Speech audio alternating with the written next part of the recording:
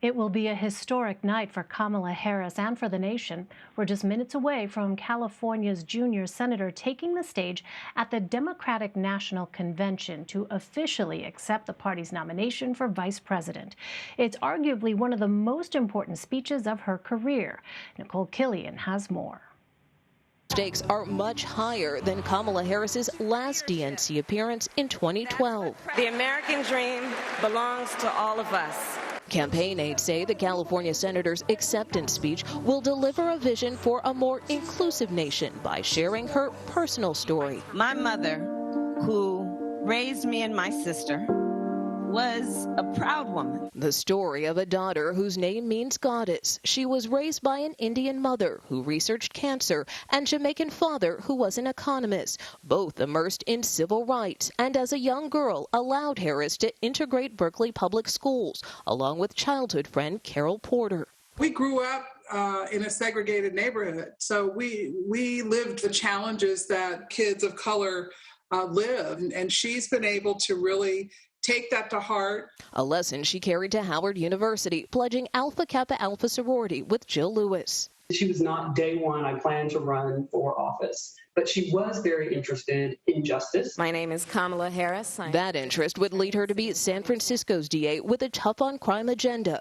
to California's Attorney General, where she took on the banking industry, and the U.S. Senate. Yet her prosecutor background has raised concerns with some progressives. Tonight, she gets to change minds. And Nikole joins me from the Chase Center in Wilmington, Delaware, where Senator Harris will speak tonight. Hi there, Nikole. What are you expecting to hear from Senator Harris?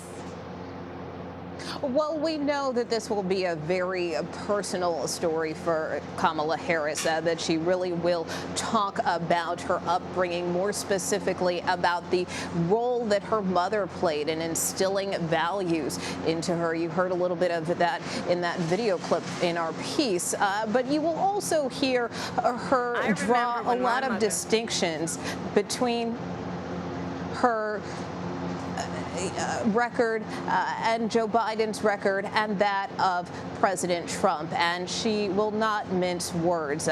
She will call out his incompetence, his callousness, according to excerpts that we've seen of her speech, and of course she has been very tough on him in the past and will continue to do so again tonight. Well, Nikole, as you know, the Biden campaign has limited the candidate's exposure to the media. Do you think we might see Senator Harris more actively campaigning and taking questions from reporters? Well, it remains to be seen. I mean, as far as actively campaigning, the campaign has suggested that it will continue to take this play it safe approach and follow the guidance of health experts. And Senator Harris and former Vice President Joe Biden just did an interview, a sit down with People magazine, and they were asked, how is this going to work in the midst of a pandemic? How do you guys stay in touch? Calls, emails, and they said all of the above. We also spoke to Dr. Jill Biden earlier today.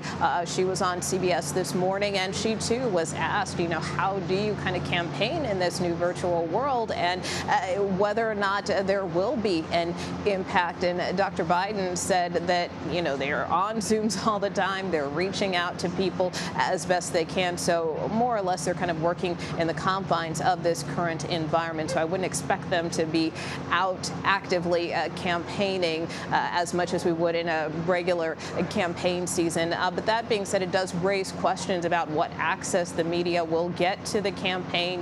They have done interviews here and there, but not really, we haven't seen them hold a lot of regular press briefings. That's something certainly we see with regard to the president and the White House, and that's something certainly the Trump campaign draws a lot of attention to as well. So we'll have to see kind of once we get out of this convention phase if there is a change in strategy there. We'll be watching for that. Well, after 2016, women politically mobilized and made significant gains. The 2018 midterms led to historic wins for women. How important was that momentum in Joe Biden's choice of a running mate?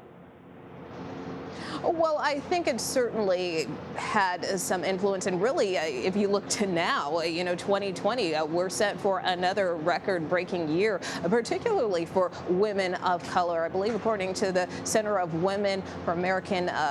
for American Women in Politics, or rather, at least 266 women of color are running for a congressional seat on a major party ticket. So that being said, those are huge numbers, and certainly this trajectory that we have seen of more women of color coming into politics certainly plays a role, but also understand that there was a huge lobbying campaign for a woman of color to be on this ticket, and in large part because specifically when we talk about black women, there has been this sense, and you've heard it said often, that black women are the backbone of the Democratic Party, and quite frankly, many did feel like they were taken for granted. They didn't want to be passed over this time, and so they wrote open letters and they petitioned the campaign, really pressing for this selection, if not Kamala Harris, another woman of color, to be on this ticket, and also